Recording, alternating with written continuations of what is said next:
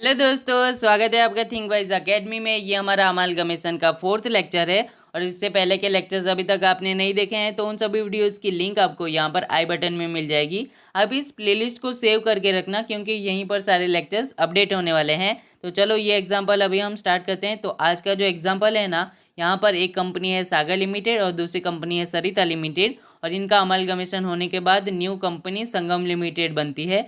तो चलो इसे स्टार्ट करते हैं।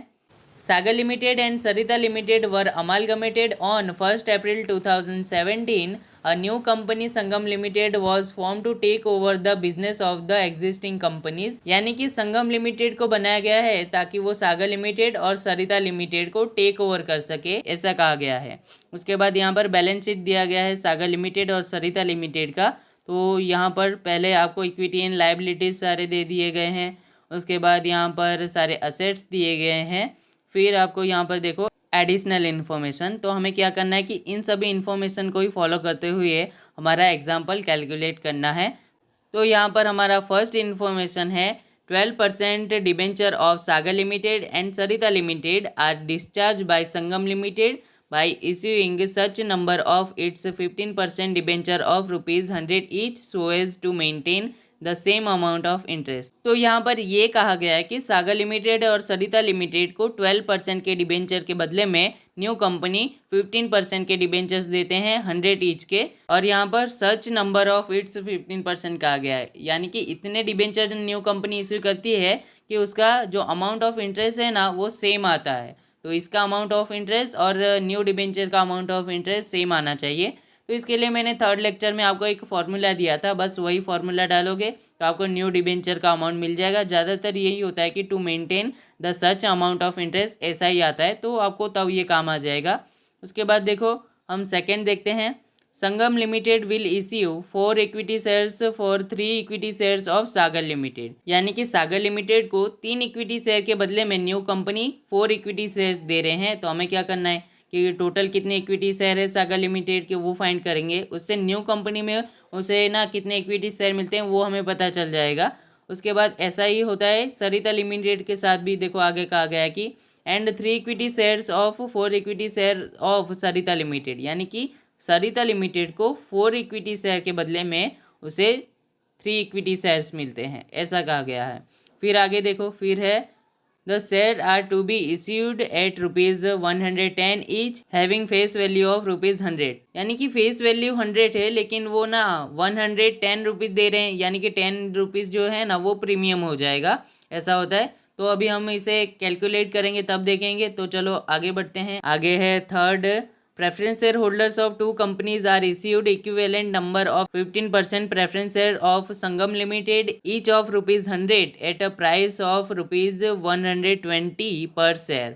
तो यहाँ पर देखो इक्विवेलेंट नंबर कहा गया है। तो यहाँ पर ऐसा नहीं है कि आपको 4 प्रेफरेंस शेयर के बदले में 3 मिलेंगे या फिर 3 के बदले में 4, ऐसा कुछ नहीं है। जितने भी शेयर हैं उतने ही इक्विवेलेंट ही रहेंगे। और यहाँ पर 15% के प्रेफरेंस शेयर कहा गया है। और देखो आपको बैलेंस शीट में दिया है 12% के प्रेफरेंस है, लेकिन आपको 15% करना है। तो खाली ये परसेंटेज जो लिखा है वही चेंज हो जाएगा। और साथ में यहाँ पर क्या कहा गया है कि 100 ईच का है, लेकिन वो कितना दे रहे हैं 120, यानी क्या हो जाएगा कि 20 जो एक्स्ट्रा दे रहे हैं ना वो प्रीमियम हो जाएगा। तो जितना भी अमाउंट आएगा, देखो हम क्या करेंगे, जितना भी शेयर है उसे मल्टीप्लाई बाय 100 करते हैं, तो ये हमारा प्रेफरेंस शेयर कैपिटल हो गया। इसी तरीके से क्या करना है कि जितने प्रेफरेंस शेयर है उसे मल्टीप्लाई बाय 20 एक्स्ट्रा दे रहे हैं तो 20 लिखेंगे और वो अमाउंट को लिखेंगे, और ये हो जाएगा क्या, हमारा सिक्योरिटी प्रीमियम हो जाएगा। और ऐसा ही हमारा इक्विटी शेयर में भी होगा, जो कि 10 एक्स्ट्रा वो पेमेंट कर रहे हैं ना, तो वो सिक्योरिटी प्रीमियम हो जाएगा, उसको भी इसी तरीके से करना है। फिर आगे देखो, आगे फोर्थ है statutory reserve is to be maintain for 2 more years। तो यहाँ पर ये परचेज में आएगा और इसकी एंट्री तो आपको पता है कि amalgamation adjustment account debit to statutory reserve जो होंगे उसे हम क्रेडिट कर देंगे, और ये परचेज में ही काम में आता है। और इसका ना कोई भी इफेक्ट नहीं होगा हमारा मर्जर में कोई इफेक्ट नहीं आएगा, सिर्फ ये हमें परचेज में ही काम आता है। तो चलो आगे देखते हैं।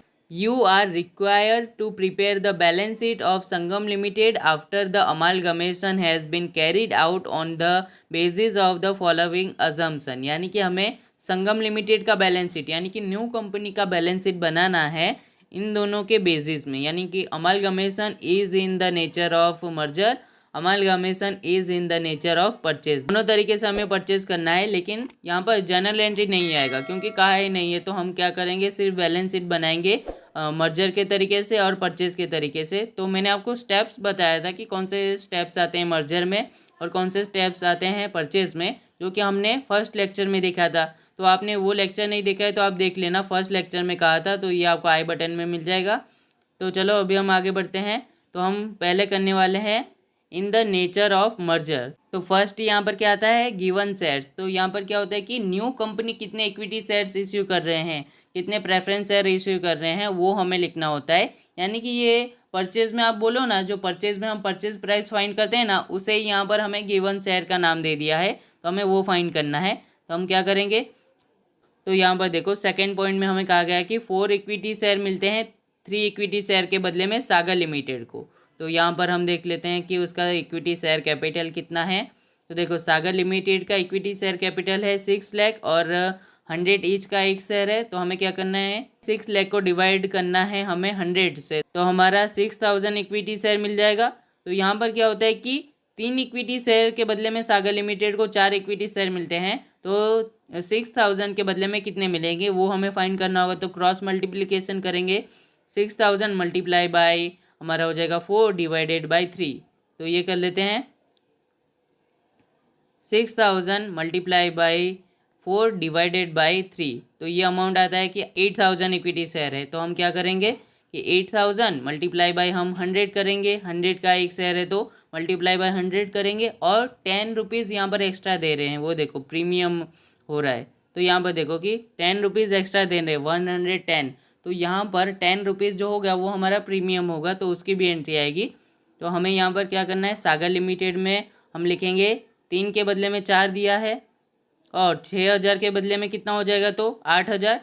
तो हमें इक्विटी शेयर में 8000 मल्टीप्लाई बाई 100 करना है, जो उसका एक शेयर का प्राइस है। तो हमें मिल जाएगा 8 लाख, और उसके बाद सिक्योरिटी प्रीमियम लिख के 8000 मल्टीप्लाई बाई 10 करना है, क्योंकि इतना अमाउंट एक्स्ट्रा वो दे रहे हैं। तो 10 करेंगे, ये प्रीमियम का अमाउंट हो जाएगा। तो हमारा अमाउंट आएगा कितना, 80,000। ये हो गया। ऐसा ही हमें क्या करना है कि सरिता लिमिटेड के लिए भी करना है। तो यहाँ पर देखो सरिता लिमिटेड को कहा गया है कि 3 इक्विटी शेयर मिलते हैं 4 इक्विटी शेयर के बदले में। तो यहाँ पर क्या हो जाएगा कि 4 इक्विटी शेयर के बदले में 3 इक्विटी शेयर मिलते हैं। तो हमें क्या फाइंड करना है कि कितने इक्विटी शेयर है। तो 5 लाख डिवाइडेड बाई हम 100 करेंगे, तो क्या हो जाएगा 5000।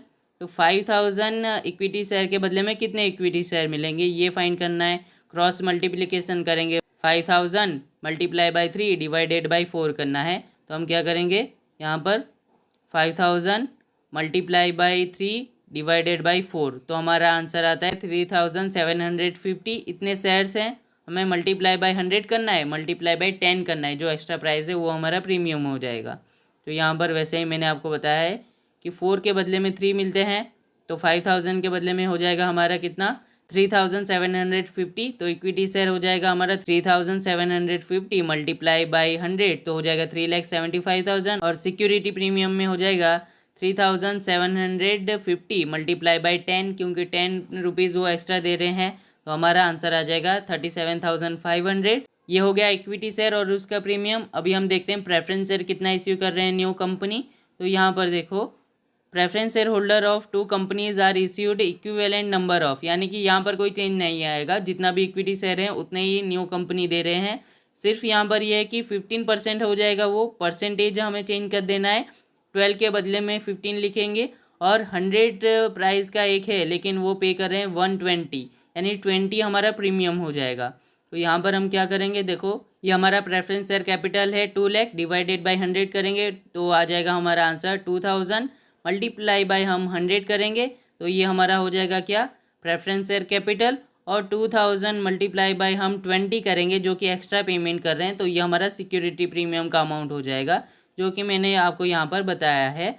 यहाँ पर देखो 15% शेयर्स, तो 2000 multiply by 100 2 lakh, security premium 2000 multiply by 20 हो जाएगा 40,000। ऐसा ही हमें क्या करना है कि सरिता लिमिटेड के लिए भी करना है। तो सरिता लिमिटेड के लिए देखो यहाँ पर कितना है, 1,50,000 डिवाइडेड बाई 100 करेंगे, तो आ जाएगा कितना 1500। तो हमें क्या करना है कि 1500 मल्टीप्लाई बाय 100 करेंगे और 1500 मल्टीप्लाई बाय 20 करेंगे। तो यहीं पर मैंने बताया है, देखो 15% प्रेफरेंस शेयर 1500 मल्टीप्लाई बाय 100 तो आ जाएगा 1,50,000। सिक्योरिटी प्रीमियम 1500 मल्टीप्लाई बाय 20, ये प्रीमियम जो एक्स्ट्रा पेमेंट कर रहे हैं वो हो जाएगा 30,000। अभी हमें क्या करना है कि सभी का टोटल करना है। 8,80,000, 2,40,000 तो हमारा कितना हो जाएगा 11,20,000 और 3,75,000, 37,500, 1,50,000, 30,000 तो इसका टोटल हो जाएगा 5,92,500। ये हमारा हो गया फर्स्ट स्टेप। उसके बाद सेकेंड स्टेप क्या आता है? सेकेंड स्टेप मर्जर में आता है रिसीव शेयर, यानी कि रिसीव कितना न्यू कंपनी को रिसीव हो रहा है, इक्विटी शेयर या फिर प्रेफरेंस शेयर, वो हमें लिखना है। तो बैलेंस शीट में जो दिया गया है ना वही हमें सेम टू सेम यहाँ पर लिखना होगा। तो यहाँ पर देखो इक्विटी शेयर्स हमें दिया गया है बैलेंस शीट में, सागर लिमिटेड का 6 लाख और सरिता लिमिटेड का 5 लाख, तो ये हम लिख देंगे। और 12% प्रेफरेंस शेयर है सागर लिमिटेड का 2 लाख और सरिता लिमिटेड का 1,50,000। तो यही हमने सेकेंड स्टेप में लिखा है। यहाँ पर देखो सेकेंड स्टेप में हमने लिखा है सागर लिमिटेड और Sarita limited, equity shares 6 lakh, 12% preference share 2 lakh, तो हमारा टोटल हो जाएगा 8 लाख। और सरिता लिमिटेड में equity shares 5 lakh, 12% preference share वो है 1,50,000, तो उसका टोटल आ जाएगा 6,50,000। उसके बाद हमारा थर्ड स्टेप आता है प्रॉफिट या फिर लॉस। हमें फाइंड करना है कि प्रॉफिट हुआ यहाँ पर हमें कि लॉस हुआ। तो सागर लिमिटेड में हम क्या करेंगे, first step minus second step करेंगे। तो गिवन शेयर हमारा कितना था 11,20,000, ये हमने फाइंड किया। और रिसीव शेयर कितना है यहाँ पर है 8 लाख, तो ये 8 लाख हम माइनस कर देंगे। तो अगर हमें आंसर ना प्लस में आया तो वो क्या होगा कि हमारे लिए लॉस होगा। तो यहाँ पर देखो कि रिसीव शेयर इतना है 8 लाख, लेकिन जबकि गिवन शेयर न्यू कंपनी इतना ज़्यादा अमाउंट दे रहे हैं, गिवन शेयर हमारा ज़्यादा है, तो क्या हो जाएगा कि प्लस में आंसर आएगा और यह हमारे लिए लॉस हो जाएगा। तो 3,20,000 ये हमारा लॉस हो गया। उसके बाद सरिता लिमिटेड में क्या होता है कि गिवन शेयर हमने कितने फाइंड किए थे 5,92,500 और रिसीव शेयर है हमारा कितना 6,50,000। तो इसका डिफरेंस हम निकालेंगे तो आ जाएगा 57,500 और ये ना माइनस में आता है, तो माइनस में आया, यानी कि देखो क्या हुआ यहाँ पर कि रिसीव शेयर इतने हैं जबकि हमने पेमेंट किया गिवन शेयर, यानी कि न्यू कंपनी इतने शेयर दे रहे हैं तो कम शेयर दे रहे हैं। तो क्या होता है यहाँ पर वो प्रॉफिट होता है कि उन्हें कम पेमेंट करना पड़ा, तो उनके लिए प्रॉफिट हो गया इतना 57,500। तो हमें देखना होगा कि टोटल क्या होता है, प्रॉफिट या फिर लॉस। तो यहाँ पर क्या होता है इतना लॉस होता है, उसमें से इतना प्रॉफिट हम माइनस कर देंगे तो टोटल कितना लॉस हुआ वो हमें मिल जाएगा। तो यहाँ पर देखो लॉस हमारा 3,20,000 था, माइनस हमने प्रॉफिट कर दिया 57,500, तो हमारा टोटल लॉस हो जाता है 2,62,500। इसे हम क्या करेंगे जनरल रिजर्व या फिर PNL में से लेस कर देंगे। उसके बाद हमारा फोर्थ स्टेप क्या आता है कि देखो फोर्थ स्टेप आता है डिफरेंस ऑफ डिबेंचर्स। हमें क्या करना है कि डिबेंचर का डिफरेंस देखना है कि old debenture minus new debenture हमें करना है। तो ओल्ड डिबेंचर तो हमें पता है, लेकिन न्यू डिबेंचर फाइंड करना होगा ना। तो उसका फॉर्मूला क्या है मैंने आपको थर्ड लेक्चर में बताया था। न्यू डिबेंचर हमें फाइंड करना है तो उसका फॉर्मूला है old debenture multiply by old percentage divided by new percentage. तो यहाँ पर हो जाएगा क्या कि सागर लिमिटेड के कितने डिबेंचर है वो देख लेते हैं और सरिता लिमिटेड के। तो चलो यहाँ पर देख लेते हैं। तो यहाँ पर देखो सागर लिमिटेड के 50,000 है और सरिता लिमिटेड के 35,000। तो हम यहाँ पर कैलकुलेशन कर लेते हैं। तो हम करेंगे सागर लिमिटेड में 50,000 मल्टीप्लाई बाई 12, ओल्ड परसेंटेज है इतना और न्यू परसेंटेज है हमारा 15%, जो कि इन्फॉर्मेशन में हमें कहा है। तो हम ये करेंगे तो इसका आंसर आ जाएगा 40,000। और सरिता लिमिटेड में 35,000 मल्टीप्लाई बाई 12 डिवाइडेड बाई 15 करेंगे तो आंसर आ जाएगा 28,000। तो ये हमारा न्यू डिबेंचर हमने फाइंड कर लिया। और आप चेक भी कर सकते हो कि ये सही आया कि नहीं। तो आपको क्या करना है कि इंटरेस्ट अमाउंट सेम आता है कि नहीं वो आप फाइंड कर सकते हो, जैसे कि मैं सागर लिमिटेड के लिए फाइंड करके भी आपको बता देता हूँ। तो हमें क्या करना है कि old debenture multiply by old percentage करना है तो इंटरेस्ट मिल जाएगा हमें।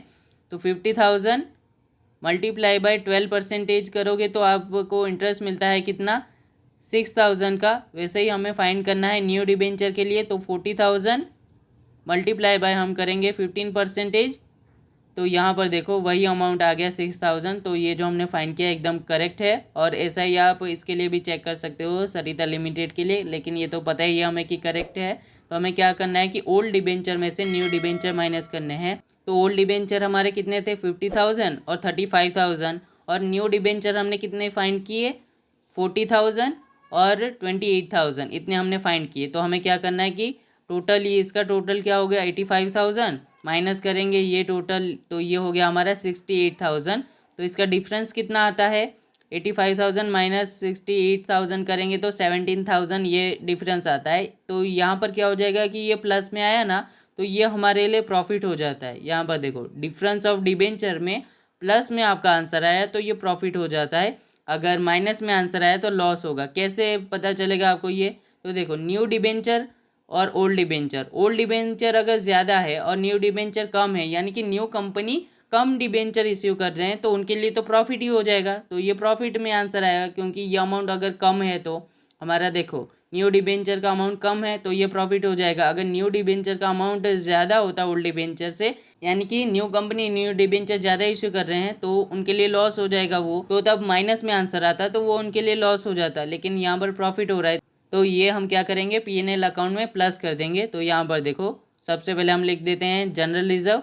जनरल रिजर्व हमारे पास कितने हैं वो देखो, जनरल रिजर्व है हमारे पास 1,50,000 और 1 लाख, यानी कि 2,50,000 जनरल रिजर्व है।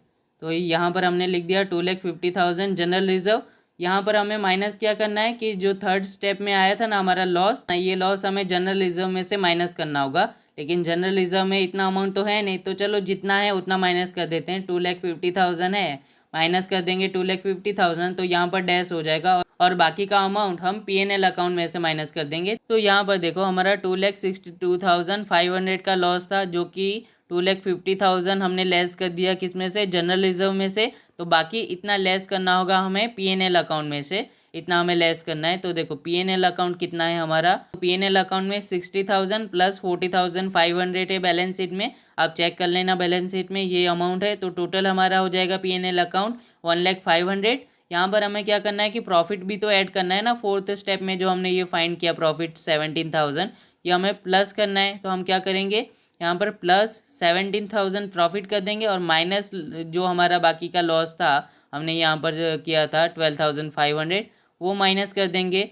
तो इतना प्लस करेंगे इतना माइनस करेंगे तो हमें ये अमाउंट मिल जाएगा 1,05,000। इतना अमाउंट हमारा P&L में आएगा न्यू बैलेंस शीट में, और जनरल रिजर्व तो डैश हो गया हमारा। तो उसके बाद हम न्यू बैलेंस शीट बनाएंगे। तो यहाँ पर देखो सबसे इजी स्टेप है हमारा बैलेंस शीट बनाने को, कोई आपको झंझट नहीं है, खाली आपको दो अमाउंट को प्लस करके ही यहाँ पर लिखना होता है। तो हम क्या करेंगे, balance sheet of Sangam limited after amalgamation in the nature of merger हमने लिख दिया है। और उसके बाद देखो हमने बैलेंस शीट बना दिया है, जैसा कि हमें ना क्वेश्चन में दिया गया था वैसा बैलेंस शीट है। अभी हमें क्या करना है कि इक्विटी शेयर में ना जो हमने न्यू अमाउंट फाइंड किया था दोनों का, वो दो अमाउंट को प्लस करके आपको यहाँ पर लिख देना है।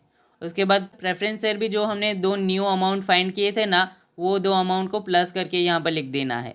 उसके बाद आगे देखो, यानी कि हमने यहाँ पर जो फाइंड किया था गिवन शेयर में, हमें ये दो अमाउंट को प्लस करके लिख देना है इक्विटी शेयर में, ये दो अमाउंट को प्लस करके लिख देना है प्रेफरेंस शेयर में, और ये जो सिक्योरिटी प्रीमियम है ना, ये चारों अमाउंट क्या हो जाएंगे, ये 80,000 और ये 37,500, ये 40,000 और ये 30,000, इन सभी को प्लस करके हम लिख देंगे रिजर्व एंड सरप्लस में। तो यहाँ पर देखो ये हमारा न्यू रिजर्व है, तो उसे हमें बाद में लिख देना है यहाँ पर प्रीमियम या फिर सिक्योरिटी प्रीमियम करके चारों अमाउंट को प्लस कर देना। तो ये अमाउंट आएगा 1,87,500। उसके बाद क्या करना है कि ये मर्जर वाला मेथड है, तो यहाँ पर ना सारे रिजर्व ओल्ड कंपनी के और न्यू कंपनी के दोनों के प्लस हो जाएंगे। तो यहाँ पर हमने न्यू कंपनी का रिजर्व तो लिख दिया, ओल्ड कंपनी के रिजर्व भी लिख देते हैं। तो हमारा ना इन्वेस्टमेंट ऑफ अलाउंस रिजर्व जो है बैलेंस शीट में, आपको ये दो अमाउंट है, इसे प्लस करके यहाँ पर लिख दो। एक्सपोर्ट प्रॉफिट रिजर्व दो अमाउंट को प्लस करके लिख दो जो बैलेंस शीट में दिया गया है। और जनरल रिजर्व हमने फाइंड किया कि यहाँ पर डैश आ जाएगा, जो कि हमने यहाँ पर देखो फाइंड किया था। तो यहाँ पर जनरल रिजर्व में डैश आ जाएगा और P&L में 1,05,000 आ जाएगा। तो यहाँ पर हम लिख देंगे P&L अकाउंट में 1,05,000। उसके बाद आपको पता है कि आपको क्या करना है कि न्यू डिबेंचर जो हमने फाइंड किया था, तो न्यू डिबेंचर के दोनों अमाउंट को प्लस करके यहाँ पर लिख दो। और फिर आपको पता है कि सारे जो असेट एंड लाइबिलिटीज़ है ना, उसमें आपको क्या करना है कि ओल्ड बैलेंस शीट में जो अमाउंट दिया है ना, दोनों बैलेंस शीट के अमाउंट को प्लस करके न्यू बैलेंस शीट में लिख दो, तो वही हो जाएगा हमारा। तो यहाँ पर हमारा बैलेंस शीट बन जाएगा और दोनों साइड में ना ये अमाउंट आ जाएगा कि 22,40,500 ये अमाउंट दोनों साइड में आ जाएगा। तो हमने एकदम राइट कैलकुलेट किया है, ये हमें पता चल जाएगा। उसके बाद हमें करना है in the nature of purchase, और परचेज वाला एक सम तो आपने पहले भी कर लिया है थर्ड लेक्चर में, अभी आपको आ गया होगा कि कैसे करना है। तो फर्स्ट स्टेप है हमारा यहाँ पर परचेज कंसिडरेशन। तो कितने equity share new company issue कर रहे हैं, कितने प्रेफरेंस शेयर इश्यू कर रहे हैं, वो यहाँ पर लिखना होगा। तो हमें क्या करना है कि सेम टू सेम ना, ये जो हमने यहाँ पर गिवन शेयर में किया था ना, सेम यही प्रोसेस आएगा। तो आप इसे डायरेक्ट वहाँ पर रिपीट कर सकते हो, यानी कि सेम टू सेम लिख दो, या फिर डायरेक्ट आप ये अमाउंट लिख दोगे ना तो भी चलेगा। तो हमने क्या करा है कि यहाँ पर दोनों अमाउंट लिख दिया है। देखो परचेज कंसिडरेशन में सागर लिमिटेड का परचेज प्राइस है 11,20,000 और सरिता लिमिटेड का परचेज प्राइस है 5,92,500। और उसके बाद सेकेंड स्टेप है नेट असेट। तो यहाँ पर सागर लिमिटेड लिख दिया है, सरिता लिमिटेड लिख दिया है। उसके बाद हम करेंगे सारे असेट का टोटल करेंगे, उसके बाद उसमें से माइनस करेंगे सारे लायबिलिटीज़, तो हमें आंसर मिल जाएगा कितना, ये अमाउंट हमें मिल जाएगा। तो हम क्या करेंगे बैलेंस शीट में देखते हैं। चलो, तो हम बैलेंस शीट में आ गए हैं। यहाँ पर असेट्स हैं जैसे कि land and building, Sagar limited का इतना अमाउंट है, सरिता लिमिटेड का इतना है, और plant and machinery Sagar limited का इतना है और सरिता लिमिटेड का इतना है। तो आपको जितने भी यहाँ पर असेट दिखे ना, सारे असेट को लिख देना है वहाँ पर। और उसके बाद आपको पता है कि सबका टोटल यही आने वाला है, सारे असेट का टोटल, क्योंकि ये असेट साइड का टोटल है। तो सागर लिमिटेड का असेट साइड का टोटल आता है हमारा 12,95,000 और सरिता लिमिटेड का टोटल आएगा 9,45,500। तो यही हमने वहाँ पर नेट असेट में बता दिया है। यहाँ पर देखो, तो वही हमने यहाँ पर बता दिया है। तो सारे असेट का हमने टोटल कर लिया, तो इसका सागर लिमिटेड का इतना टोटल आता है, सरिता लिमिटेड का इतना टोटल आता है, और माइनस करेंगे सारे लायबिलिटीज़। तो बैलेंस शीट में जो लायबिलिटी है उसे हम माइनस करेंगे, तो तीन ही लायबिलिटी है वहाँ पर, डिबेंचर्स, क्रेडिटर्स और बिल्स पेएबल। तो वो भी हम चेक कर लेते हैं। चलो, तो न्यू बैलेंस शीट में जो है ना, यहाँ पर देखो तीन तरीके की लायबिलिटी है। 12% डिबेंचर है और क्रेडिटर है और बिल्स पेएबल है, लेकिन हमें 12% नहीं लेना है, 15% डिबेंचर का अमाउंट लेना है, जो कि हमने न्यू फाइंड किया था उसे लेना है, ऐसे नहीं लेना है। और उसके बाद जो क्रेडिटर है सागर लिमिटेड का 90,000 और सरिता लिमिटेड का 40,000, बिल्स पेएबल 15,000 और 10,000 ये अमाउंट हम ले लेंगे। और यहाँ पर देखो हमने जो न्यू फाइंड किया था डिबेंचर, वो हमें लेना है। तो डिबेंचर 15% के सागर लिमिटेड में 40,000 और सरिता लिमिटेड में 28,000 ये अमाउंट लेना है। तो हमने यहाँ पर लाइबिलिटीज़ में 15% के डिबेंचर, तो दोनों साइड में उनका जो अमाउंट आता है न्यू हमने फाइंड किया था वो लिख दिया है। और क्रेडिटर सागर लिमिटेड के 90,000 और सरिता लिमिटेड के 40,000, बिल्स पेएबल 15,000 सागर लिमिटेड के और 10,000 सरिता लिमिटेड के, ये हमने लिख दिया। अभी हमें क्या करना है कि सारे असेट में से इन सभी अमाउंट को माइनस करना है। इसके लिए मैंने यहाँ पर ब्रैकेट में लिखा है, जो अमाउंट हमें माइनस करना है वो मैंने यहाँ पर ब्रैकेट में लिख दिया है। तो हम क्या करेंगे, 12,95,000 में से 40,000, 90,000 और 15,000 माइनस करेंगे तो हमारा आंसर आ जाएगा 11,50,000। और वैसे ही इतने में से, ये टोटल असेट में से ये सारे लायबिलिटीज़ को माइनस करेंगे तो हमारा आंसर आ जाएगा कितना, 8,67,500। तो इतना हमारा नेट एसेट हो जाएगा। उसके बाद हमारा थर्ड स्टेप आता है कैपिटल रिजर्व या फिर गुडविल। तो हमें क्या करना है कि फर्स्ट स्टेप में से सेकेंड स्टेप को माइनस करना है, तो हमें मिल जाएगा कैपिटल रिजर्व आता है या फिर गुडविल। तो सत्यम लिमिटेड में हमारा परचेज कंसिडरेशन कितना था वो देख लेते हैं। परचेज कंसिडरेशन हमारा था 11,20,000 और हमारा नेट एसेट आया 11,50,000। तो हम सत्यम लिमिटेड में purchase consideration 11,20,000 minus net asset करेंगे 11,50,000, तो माइनस में आंसर आया, तो ये हमारे लिए प्रॉफिट हो गया, ये कैपिटल रिजर्व है। उसके बाद शिवम लिमिटेड के लिए भी ऐसे ही करना है। उसका परचेज कंसिडरेशन है 5,92,500 और हमारा नेट एसेट आया 8,67,500। तो हमने शिवम लिमिटेड में परचेज कंसिडरेशन इतना लिख दिया है, उसमें से नेट एसेट ये अमाउंट हमने माइनस कर दिया, तो हमारा माइनस में आंसर आता है 2,75,500। माइनस में आंसर आया तो ये हमारा कैपिटल रिजर्व हो जाएगा, ये हमारे लिए प्रॉफिट हो गया। कैसे, तो देखो यहाँ पर क्या होता है कि कंपनी की वैल्यू इतनी है, लेकिन जबकि हम ना पेमेंट कर रहे हैं इतना, यानी कि हम कम पेमेंट कर रहे हैं, तो ये हमारे लिए क्या हो जाएगा, कैपिटल रिजर्व, ये हमारे लिए प्रॉफिट हो जाएगा।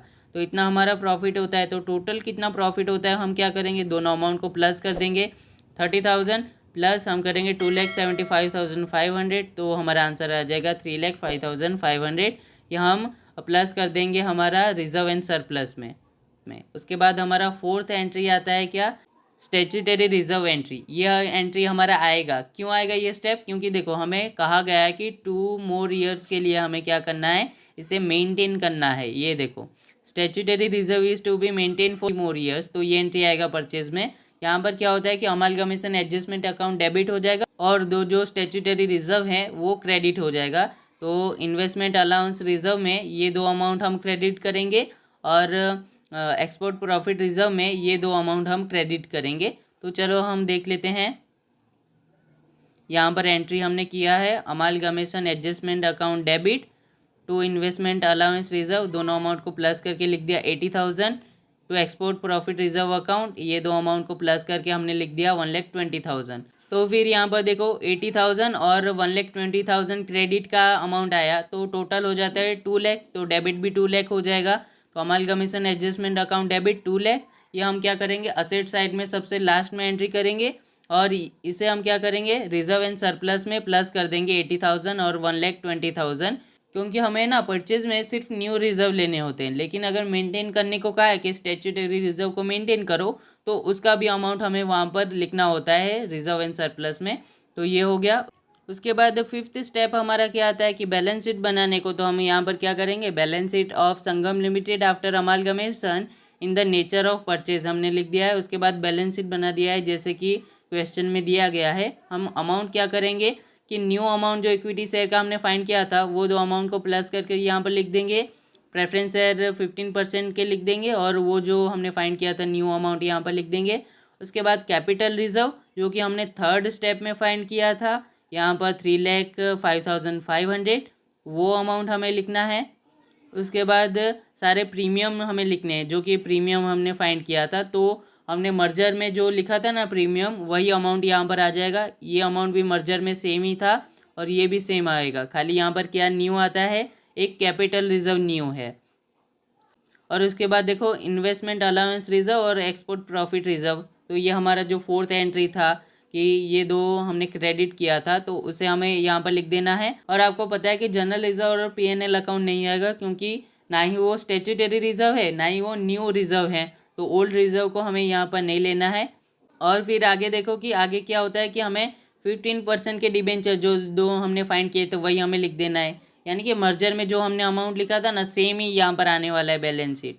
तो यहाँ पर ये अमाउंट भी मर्जर की तरह सेम आएगा, ये अमाउंट भी मर्जर में है वही आएगा। ये सारे अमाउंट जो आपने मर्जर के बैलेंस शीट में लिखे हैं ना, वो सेम टू सेम आने वाले हैं। खाली यहाँ पर न्यू क्या आता है कि देखो अमालगमेशन एडजस्टमेंट अकाउंट 2 लाख, यही खाली न्यू है, तो ये आपको लिखना है यहाँ पर। और यहाँ पर कौन से अमाउंट न्यू है, यहाँ पर क्या न्यू है कि कैपिटल रिजर्व एक न्यू आ गया, ऐड हो गया, और साथ ही साथ जनरल रिजर्व और पीएनएल चले गए। बस इतना ही यहाँ पर डिफरेंस है, और बाकी बैलेंस शीट एकदम मर्जर की तरह ही है।